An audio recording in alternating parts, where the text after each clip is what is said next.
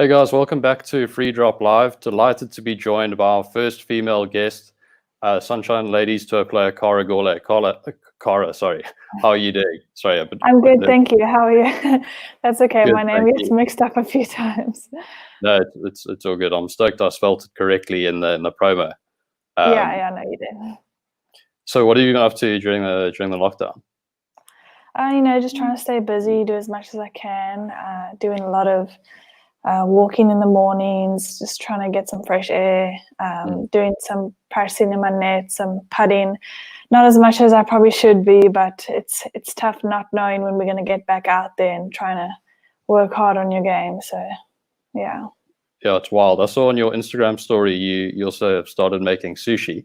How did that I go? mean, I've been making everything that you could possibly cook. I've been the chef in the household for my parents when they come back from work. So I've been craving sushi. So I gave it a go, and I did pretty good. My parents loved it. It tasted amazing. So good for a first time. Yeah, that's a vibe. They looked awesome. Yeah. But yeah, and in terms of practice, you say you've been hitting in the net. I mean, it must be quite frustrating to not actually know what the ball's actually doing in the air. It definitely is. I've kind of been working on some swing changes, so I guess just getting the feel of that and trying to strike it in the middle of the club face first is a good start for the nets. And Yeah. I've made a lot of progress. I mean, I've seen videos of my swing from the start of lockdown to where it is now, and my positions are looking good. So hopefully when the time comes that I could see my ball flight, that it's where it needs to go. So Who do you work with from a coaching standpoint? So my South African coach here, who I've been with for many years, is Wayne Bradley. Okay. And then I still stay in contact with my assistant coach from the University of Arkansas. I send him a lot of videos, and he FaceTimes me, and we always get things checked up. So yeah, I got two options. Yeah. What is that? I mean, do you find it can be sort of quite conflicting, like the feels that Wayne wants you to feel, and compared to what your coach in the States does? Yes, some things were a little different. Like one would say keep your knees out, and one would say feel like your knees are a little bit in. So I would kind of just ask the second person who had said it, like, hey, Wayne said do this. Like, is that correct? And they're both super understanding. They're great to work with. There's never too many conflicting ideas. Mainly just things that are worded differently, which one I could understand better than other in certain aspects. So it's great to have 4 pairs of eyes, I guess, to kind of help me out. And yeah. Has Wayne ever exposed you to that punch shot under the trees analogy, where he said that's I mean, I know he's quite big into that. A couple of my mates have also had lessons from him, and apparently he's very big into that philosophy, sort of that like low sort of finish rather than finishing like super high. He hasn't used that analogy on me yet. I kind of feel like I sort of run the show when I have lessons with him, because I'm like, hey, I'm feeling this. Like, I would say exactly how I feel, and he would help me out like that. He would kind of wait for me to say something before him saying it first, which I really like that about him, and I like his teaching style. And he gives me a lot of drills that I can work with in good ways. So, I mean, I'm used to playing in the wind at Milnerton. He's always known that I have a windy swing. So I guess that analogy was already there. Okay.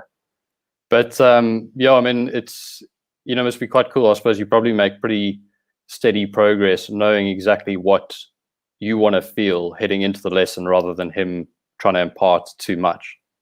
Oh yes, no, I whenever I go into a lesson, I'm like, Wayne, this is what's happening. We need to get this right. And it's often like just the smallest little tweak that I need to get consistent in my routine, or just trying to practice and visualize. So it's never anything major that we're working on. It's often the same thing that keeps coming back, but I just need it reworded or be reminded that this is happening. Yeah, that's a vibe. But I read that you actually started playing sort of relatively late. I mean, relatively speaking, I think you were 11, if I'm not mistaken. Yes. Yeah, I mean, what is it like sort of picking it up at that age? And did you find that you actually took to the game quite quickly? Yes, I felt like that was the perfect age for me to start, because I didn't really know what I was doing before that age. And that was when I got pretty much entered, I guess, into the Western Province Foundation, where we would have lessons twice a month, every Saturday or something like that. And that's when I actually first started working with Wayne in a group environment. And when you enter the Western Province Foundation, you get to go play in Orkney, which is the SA Junior Nomads, which is the biggest junior tournament. So through that, I pretty much played in every single division of the SA Nomads, starting in like the D division, C, B, A. So that was crazy. And I think it took me maybe 11, 12. I mean, I probably only started playing good golf at like 14, honestly, where I started really making some sacrifices. And I don't know what age you are in grade 6, but that was when I gave up my other sports and just really started focusing on golf, when I realized that it could take me somewhere. And I mean, did you find that it sort of helped you to have that singular focus as opposed to having too many different things going on? I mean, I think for youngsters, it's always good to play different sports to get that hand-eye coordination and just kind of learning the different roles that sports can offer you. And so, I mean, I loved tennis, netball, swimming, all that. But when I did make my focus on golf, it gave me a lot more time when schools could let me play golf instead of going to netball practice, so it did give me a lot more time to, hone in on those skills. Yeah. When would you say you sort of broke through from a competitive standpoint and, claimed probably your first sort of big win? So what comes to memory at first is when I won the Gus and Ackerman against a lot of really good players, and I was 15 or 16 years old, and I won that tournament at Westlake in howling conditions against some top-notch names when I was growing up, like Kim Williams and Nicole Garcia and all those girls. So that was a really cool win, and kind of just put my name out there. And I remember just standing there like, what just happened? Like, how did this youngster just come out of nowhere and win this? So yeah, that was a big first memory of kind of a breakthrough for me. That's wild. And I mean, to have that sort of success sort of so soon after really taking up the game must have been quite gratifying. Yes, very. No, it wasn't expected, but it was a great feeling to have. And that's when I was like, oh, okay, I can do this. I can compete. And it kind of made you hungry to go do it again and work harder and just kind of repeat those feelings. So yeah, it came pretty soon, and I was happy with it. Yeah.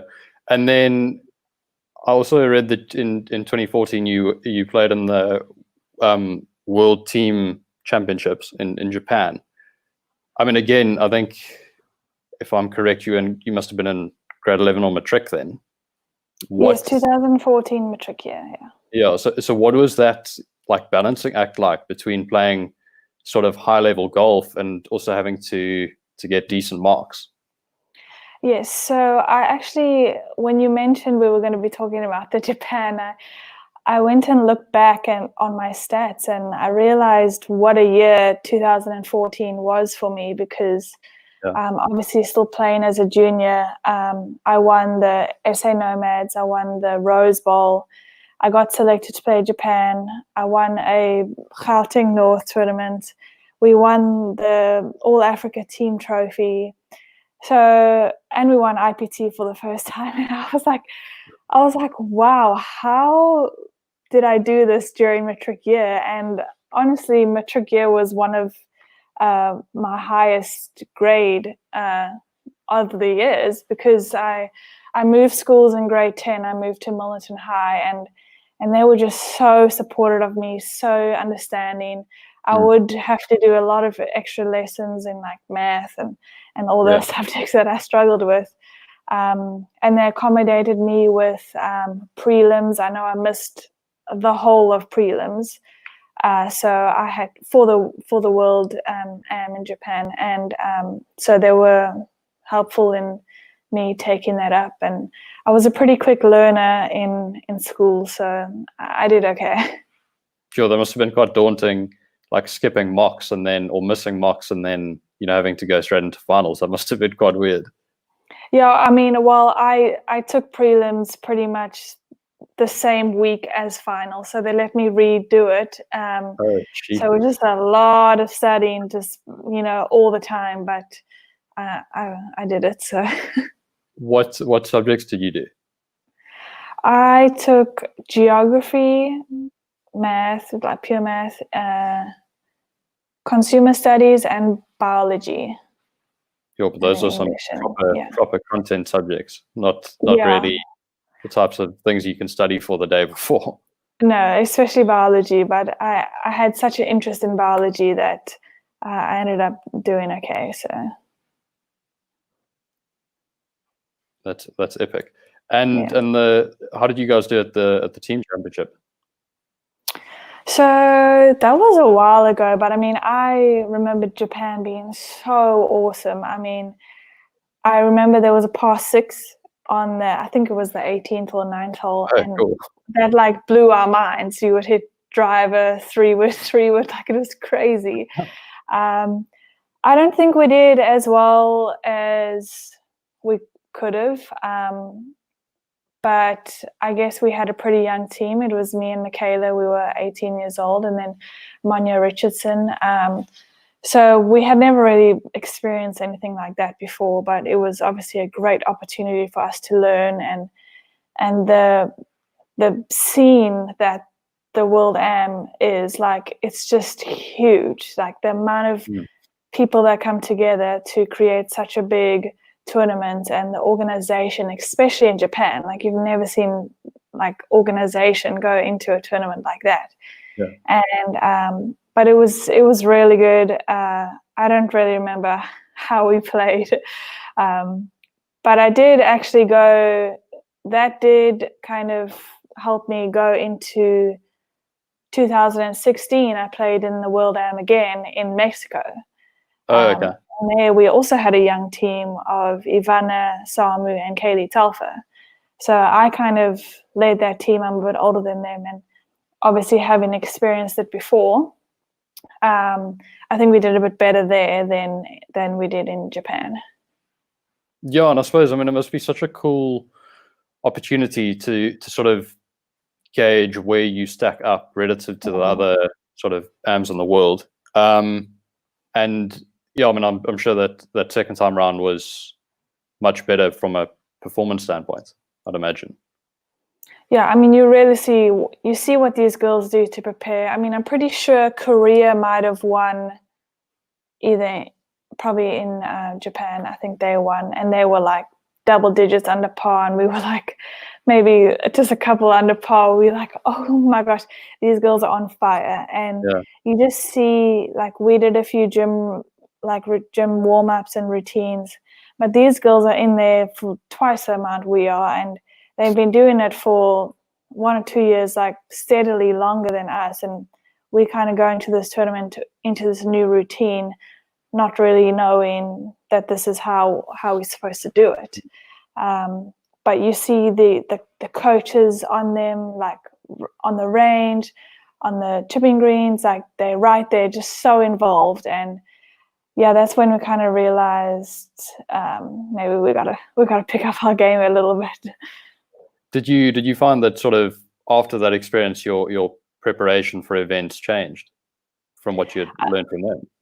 Yeah, I mean, definitely. You have these thoughts, okay, like, wow, maybe I should start strength training now, or maybe my pre-game routine needs to change. I need to start stretching better and start eating better. You know, you see the kind of nutrition side of it all, and yeah, it definitely changed my viewpoint and how helpful going for mental training is. You know, it's sometimes a lot of things apart from the game of golf itself. It's all the other things that add up that you kind of like, okay, I need to start looking into this and doing this differently.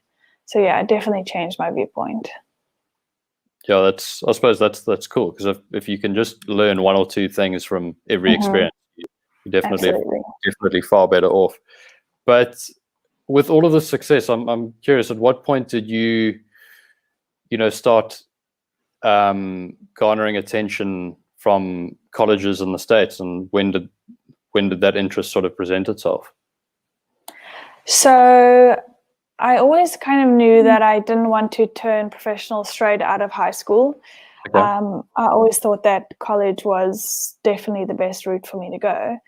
And I started late, which was my matric year, speaking to colleges, because a lot of people, I mean, are finding or verbally committing in like grade 10, you know. Yeah. So I verbally committed to the University of Arkansas about March, my matric year. And obviously that may be a little bit older than the USA kids, because their school year runs from August till May. So I had to wait from December till August to pretty much start. Yeah. So I had gone a year and a half verbally committed to university that I had to wait like so long to go to. But yeah, so my dad did a lot of the research for me, because, you know, obviously I had such a busy year. So he did a lot of research and kind of reaching out to universities. And then Shauna Taylor, my coach from Arkansas, was like, hey, like, I'm really interested. I heard about you from Kelly Sheen, who is an ex-Western Province player, and she went there. And she kind of recommended me to my coach, and she ended up coming down to watch me play 2 tournaments, and I came runner-up in the one, maybe both of them I came runner-up in, I think. And she was like, hey, like, I'm willing to offer you a full scholarship. So I'm like, sure, that's wild. Sweet. Yeah, I was like, I have no idea where Arkansas is, but let's do it. You know, like, it was so great to see how much trust she had in me. And obviously having a great coach and meeting your coach makes going over a lot easier. Usually you would go for official visits to a university to go like check it out, and I didn't have time for any of that. So I kind of had faith in her and meeting her, and I was like, cool, I'll see you in August. Hopped on a plane and just rocked up on site. So on your player bio, I read that she said, you know, after one swing, she sort of knew that she wanted to have you on the team. I mean, is it quite surreal that, you know, she flew all that way literally just to watch you compete and sort of decide whether to sign you? Absolutely. I mean, it's a game changer for a American coach to fly for almost 40 or 30 hours to get here just to watch you and kind of make a deal for you, you know. So that was big for me. It was big for my parents, because they were like, okay, I can let my little girl go over, because like I know who's taking care of her and all that. And just, I mean, Arkansas was a big program, But that year that I'd been signed but not playing, they rose up in the rankings. Okay. So when I got there, they were a really good team. So it meant a lot that she chose me and that I was able to make a difference in their program. Yeah, that's epic. What was your initial transition like? In terms of the lifestyle and things like that? It must have been quite a shock to the system initially. Yeah, honestly, I loved every second of American University. Like I loved all of it. So I got there and the coaches were at the airport waiting for me. And so obviously never seen the university. We drove through and all of a sudden she was like, oh, there's the football stadium. And I'm like, I've never seen a stadium. So it's bigger than Cape Town Stadium, which they built for the World Cup. I mean, like it seats more people. So that was a shock. I'm like, everything is huge here. And then I went to go see the golf course, and it's a private golf course, amazing golf course. So I was like, phew, like I'm so lucky to be here, and they're going to take such great care of me.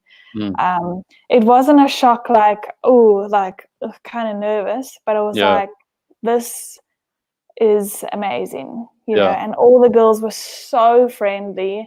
I was like, I just made best friends immediately. So, I mean, I loved all of it. That's super cool. And I suppose it also brings the best, being so comfortable brings out the best in your game as well. Yeah, no. And I mean, I also remember seeing the girls swing for the first time. I was like, oh my gosh, these girls are good. You know, like I really got to step up my game. And, you know, I go there and they're practicing. And when you get to practice and have all these amazing facilities, you want to use them, you want to take advantage of them. So, I mean, you spend as much time as you can, like on this beautiful putting green, and you go and you eat well because you have a whole nutrition center. You work out hard because you have teammates that you need to keep up with. And I was the only freshman that came in on my year. So I was kind of like the only new girl and like the South African girl with a weird accent. And but they were all so nice. And yeah, I had to work hard for my place on the team. Yeah, but I suppose it definitely helps that, you know, because you were a bit younger, you probably, as you say, you worked a bit harder, and that's, I mean, again, can only benefit you. But what was that first event like? It must have been quite surreal, again, to be in that environment. Yeah, so basically how it works is, so we had about 8 girls on the team when I was a freshman, and only 5 girls travel. So you had to qualify to go and play. So I kind of wasn't expecting to play my first semester, because I mean, these girls were good and I was like no one. So I missed the first 2 events. I didn't qualify, and then I managed to qualify for the third event. And you go and you travel with a team and everything's there for you, everything's paid for, and you go practice round, and you just feel like the VIP star. Like, it's so cool. They take such good care of you, and you go to these amazing courses and play, and then obviously when competition time comes, you're like, okay, like get down to business, you know, like you got to practice hard, you got to really work on your course management. Like, it was a bit of a shock. That was a bit of a shock, I must say. I had never worked my way around the course as they taught me to, because now you're working with yardage books, which I never really looked at. But she's like, okay, this is how far it is to the bunker, like what are you going to hit here? So my course management went from like 0 to hero in one tournament. And so it was really cool. And from there I made almost every single lineup, and near the end of the season we got to travel in private planes. I'm like it was pretty scary, like it's a small plane. I'm like, ugh. But it was so cool. Like, you get treated so well. And so I love being on a team like that and in that environment. And I would recommend it honestly to any upcoming junior to give that a go. Yeah, it sounds like, I mean, I've got a couple mates who have also played college golf in the States, and it sounds like the biggest draw at times. Yes, It yes. sounds like No, such fun. absolutely. And what is it like sort of off course? I mean, what was the social environment like? Yeah, so I definitely chose a team with the most amazing girls. I mean, I've made a couple of best friends for life. Like I said, one of my best friends there, she came down to play the Sunshine Tour with me and she had like so much faith in me and like what I've done that she was willing to come and play a few tournaments here. So we definitely hung out a lot, and like after practice, people would be like, "Hey, let's go grab a bite to eat." So you're always surrounded by good friends and pushing each other hard. And in the gym, that was tough as well, Mm. outside golf. But yeah, we would always make plans to meet up. I mean, that's like your family over there. So you spend as much time as you can with them. And often when it was Thanksgiving, obviously I'm not going to come back here for a week. So Yeah. you pretty much pick a teammate and you go to their house for the week, and it's so much fun. You make a whole lot of new family, and yeah, no, it was great.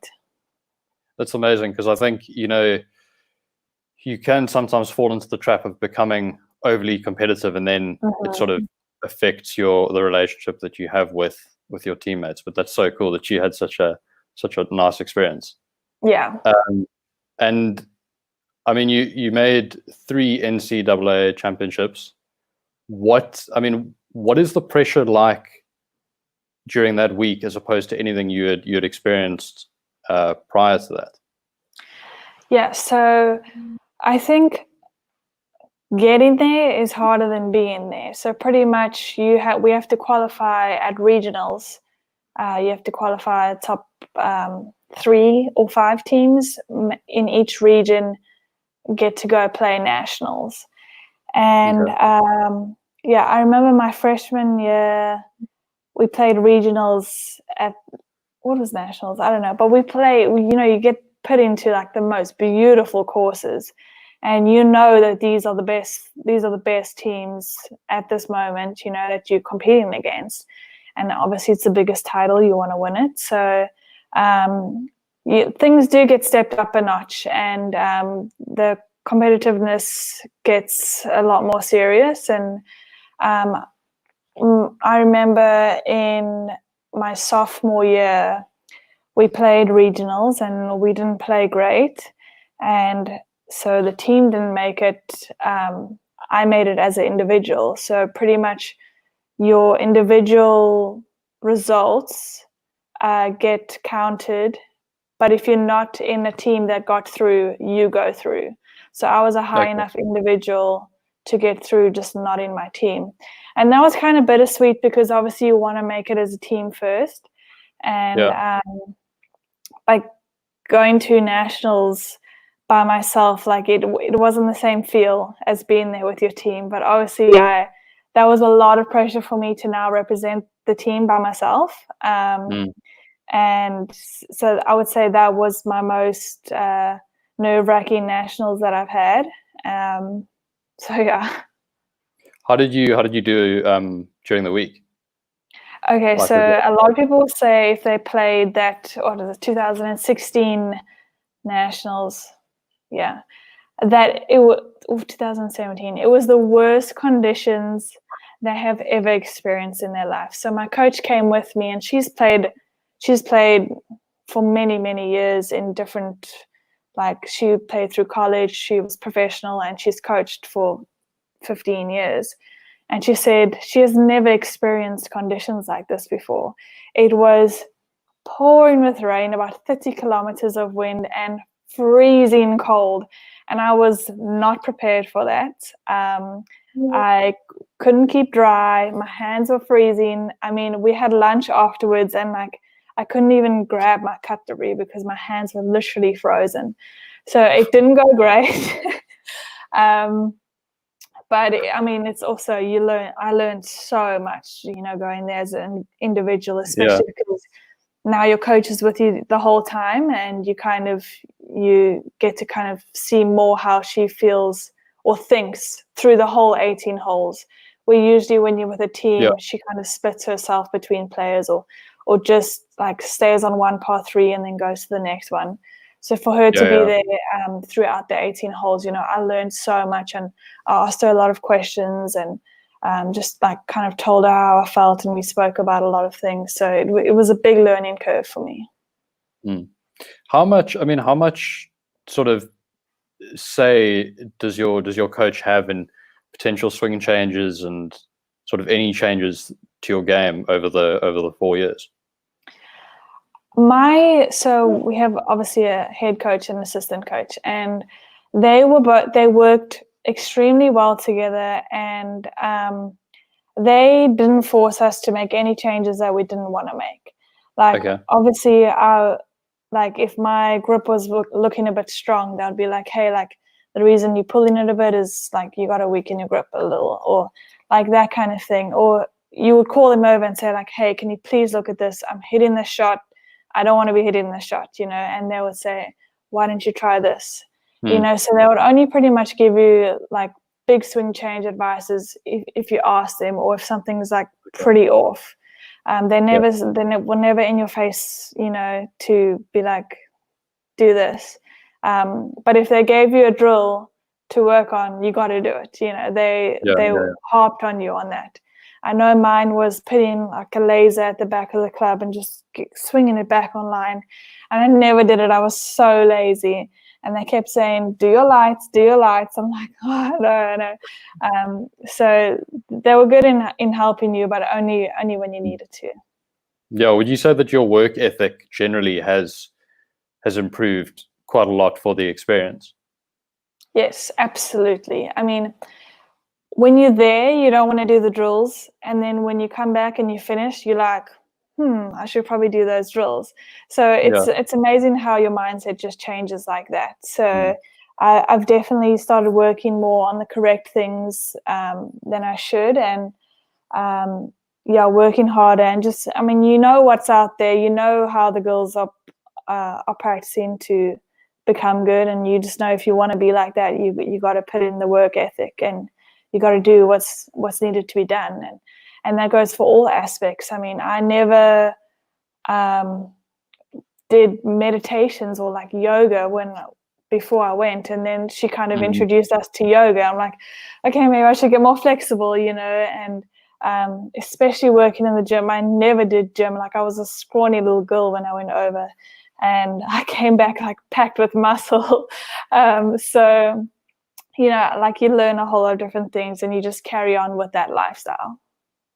Yeah, and I suppose sort of having, that such a good relationship with the coaches must make the world of difference, because, if they sort of try and force you into things and force you into like swing changes or whatever, you can probably become pretty resentful, and then you can go too far in the wrong direction.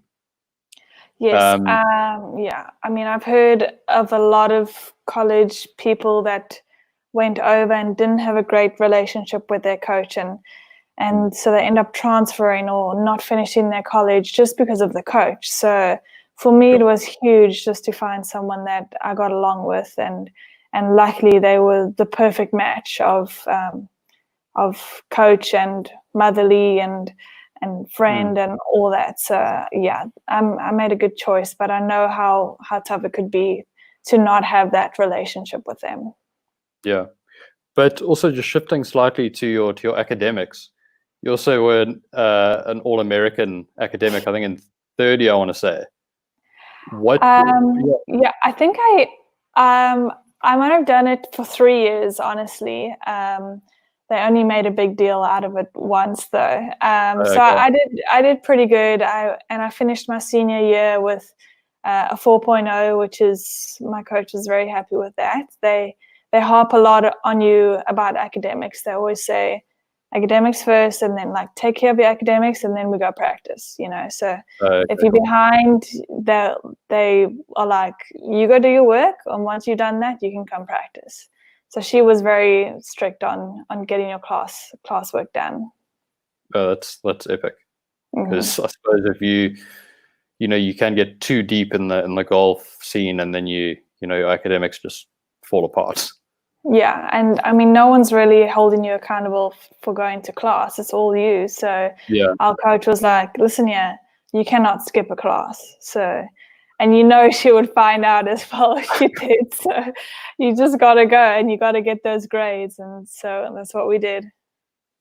What sort of role would you say your coach played in your ultimate decision to turn pro after college? So that was something I never really got into a lot with her. Okay. But she always had so much faith in me. She was like, you can win a tournament. Like she said that all the time. I'm like I was listening, but I wasn't listening, like I didn't Yeah. have a lot of faith in myself. So, but just knowing that someone of her, I don't know what word I should use, but like someone like her saying that to you gave me a lot of belief, So I always knew that, like, hey, I was going to turn pro, and this is how I was going to do it. I was 100% starting on the Sunshine Tour because obviously I know a lot of the courses here. It's where I felt most comfortable. It was the only tour that was pretty much starting the same time that kind of like I was finishing. So I thought, like, what better way to start my rookie career than at home, and I know a lot of the girls here, so I felt comfortable, and I mean, I had an amazing rookie season. Yeah. What is the sort of Q school process like? Okay, so are you talking about the LPGA?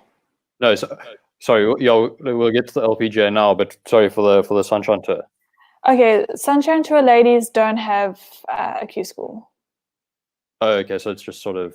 So you kind of have to have gained enough points playing South African tournaments and world tournaments to be able to then qualify as being able to play. So there's no qualifying tournament. Okay. But I did go to LPGA Q school last year. What was that? That must have been a wild experience as well. Yes, that was crazy. So it was in August. It was in Palm Springs, California. So first of all, like, going to California, like I've always wanted to go.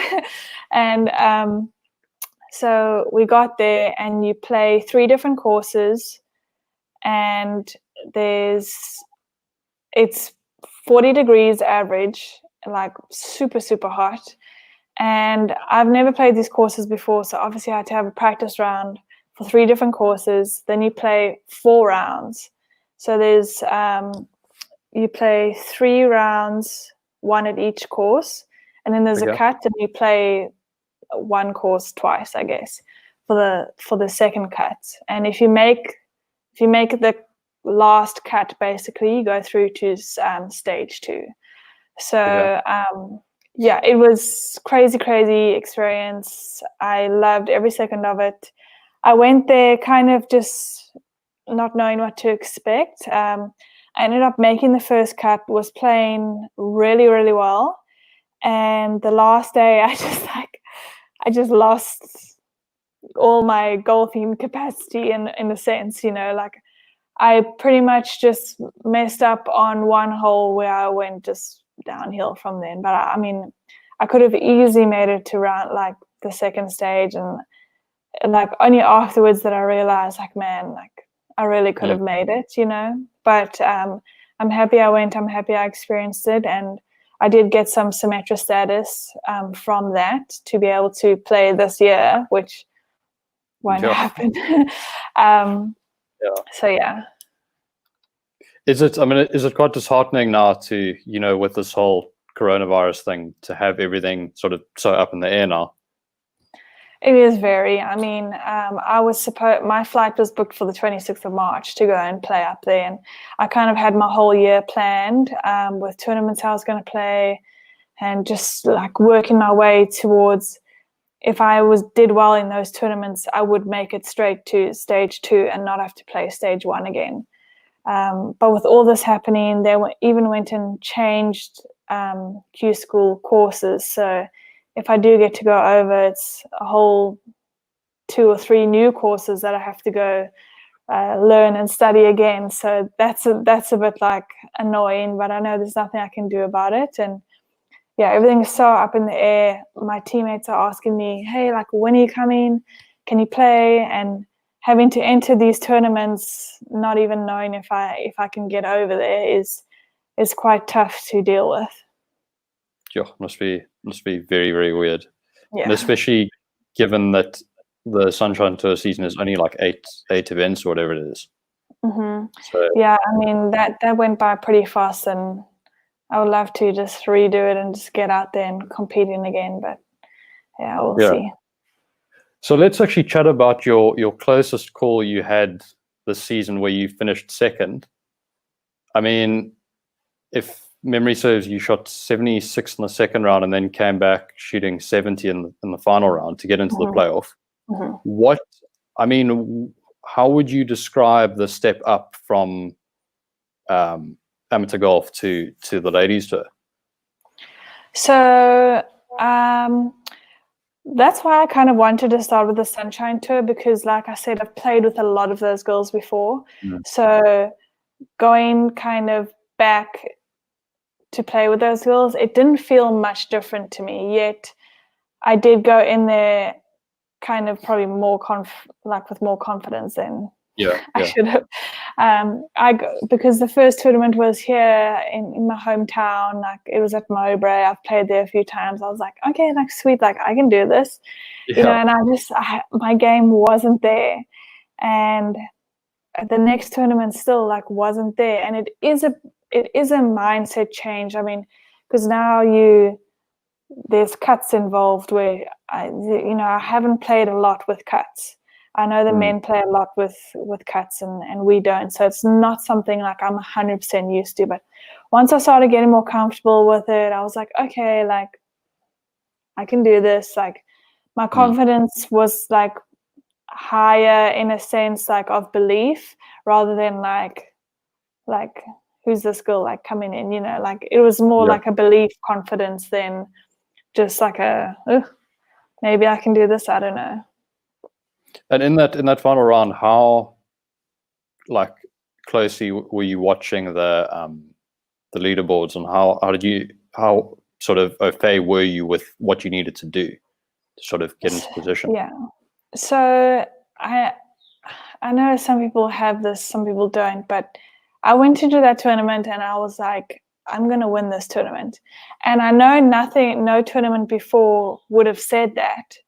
But going into this one, I was like, I'm going to win. Like, I just had this feeling. And then I shot 300 in the first round. I was like, I came in and we were staying with a couple of girls and they were like, oh, did you even play the same course as us? Like, it was raining, it was like bad conditions. And I was like, yeah, like I just felt normal, and then second round, obviously it didn't go my way, but I wasn't freaking out about it because like I said, I just felt like I knew I was gonna win. Anyway, so I was playing with Jane on the last day, so we were playing together, and I was actually I had maybe a 2-shot lead with 3 to play or something like that. And then she went like par birdie and then birdied the last hole to then go in a playoff. So I was basically like one down with 1 to play on the last hole, and she made an amazing putt on the last hole to go into a playoff. And I've been in a couple of playoffs before, but not in a while. So I was kind of like, and the whole day I was like, I just want to get like 18's tee shot over with because I was so worried about that tee shot. And then I ended up playing it 3 more times. So it wasn't my favorite hole to go play. And every playoff hole, she was just sticking it. And I was kind of just like, saving par. because I kept having such a bad number in, but it was the only club that I felt good with hitting off the tee, so Okay. it wasn't a good hole for me to have a playoff on, but just to see my name up there and being in contention was great. Yeah. What about that 18th tee shot weren't you so stoked about? So in the practice round, I've never played that course before. So in the practice round, I hit maybe a hybrid off the tee and I pulled it a bit. And when I got up there, I realized, wow, this out of bounds is right here.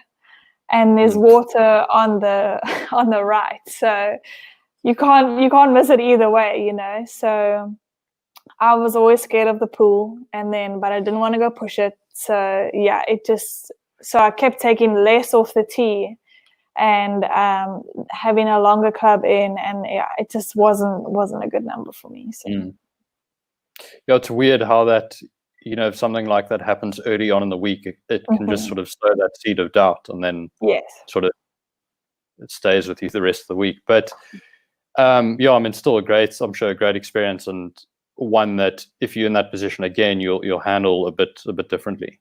Absolutely, yeah. Yeah. So, I'm interested, what does the rest of the year hold for you if, let's say, for argument's sake, things in the States and I suppose things here sort of get to the point where you can travel back there? Yeah, so as soon as our borders open, I'm hopping on a plane, I'm going over.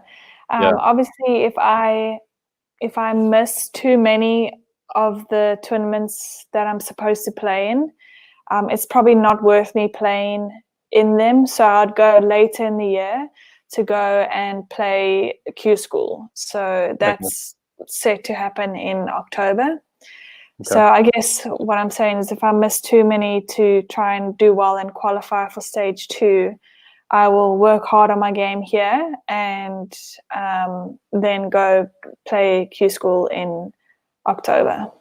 Okay, so yeah, just a couple of sort of quick fire questions and then we'll let you go. Really taking 45 minutes of your time. But so is there anyone in particular that you look up to from on the LPGA or anything like that? I have spent a lot of time with Stacey Lewis because she went to the same university as me, and when I first met her, she was kind of shy and soft-spoken, and I got this opportunity where I was struggling with my putting, and I spoke to my coach, and Stacey happened to be there, and she was like, "Hey, will you take a few minutes and help Cara with her putting?" And she ended up helping me for about 2 hours with my putting, and we went onto the course, and she helped me with course management and just kind of how she thinks, and she changed my whole putting routine, which I still use today. So she's a really down-to-earth person, and she obviously reached number 1 in the world at one stage. So she's a really solid player. She doesn't play the same kind of game that I do. She's a little bit shorter and more accurate, and I'm a little bit longer and often wild.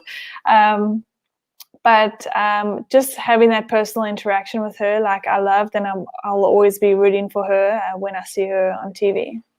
Yeah, it must be wild to have that sort of person to sort of bounce ideas off and pick their brain. Yeah, no, absolutely. I asked her so many questions that day. Bit of a lag. You got it? Yeah, chilled. Okay.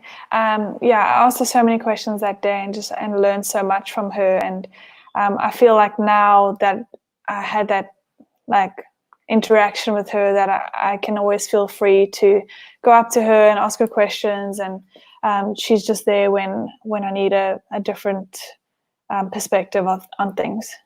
Yeah.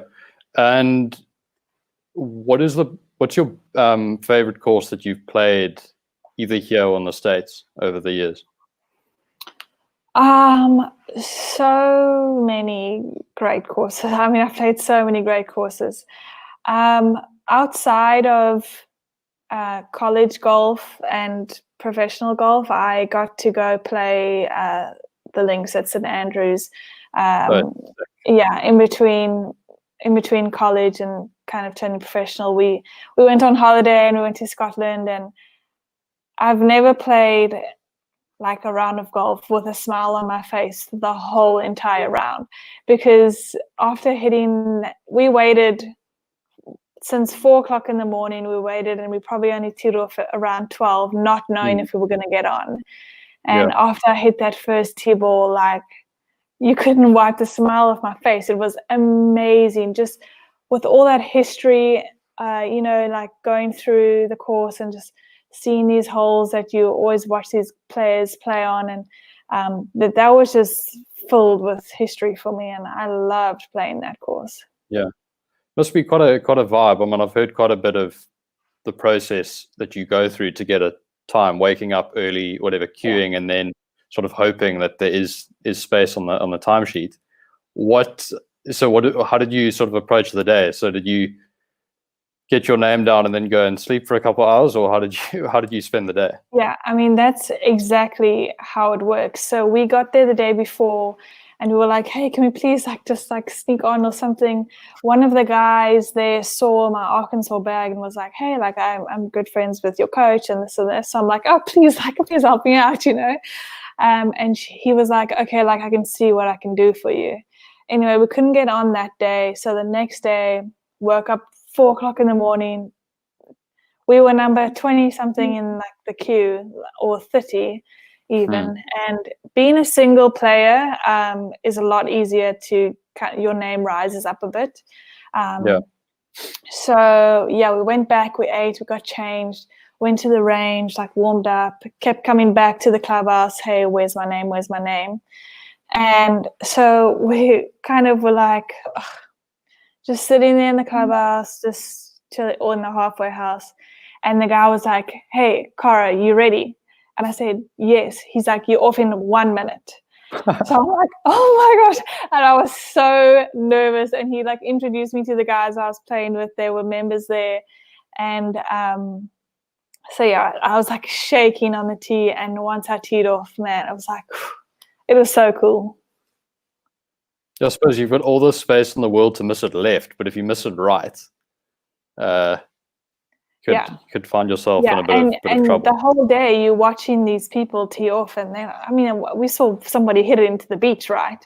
And it's crazy. But I didn't know what club to hit off the tee, so I just ended up taking my driver, and I smoked one dead down the middle of the fairway. So at least I hit a good shot. Cool, that's a vibe. That sounds amazing. Yeah. And I'm curious, so you remember at Milnerton, what's your lowest round you've had around there? I've shot 8 under twice over here. Oh, cheapers. Yeah. That's wild. Yeah, that's obviously Sorry? When the wind isn't playing. Yeah, no, when the wind's not pumping too hard. I mean, I haven't played out here when it's blowing. I mean, I used to practice a lot when it was, but I've become a fair weather player now.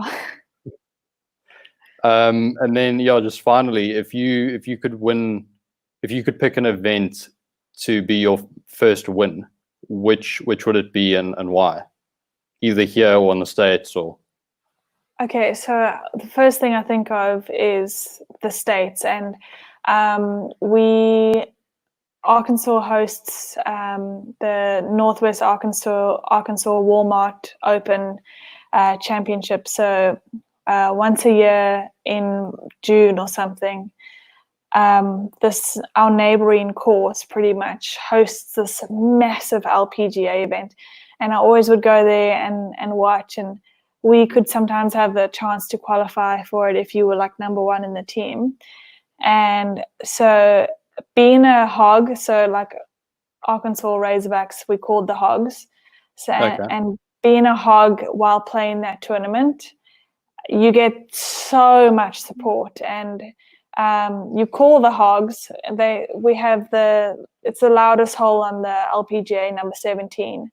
It's a par 3, which is like just covered in grandstands and people having a jaw there. Like, they are so loud.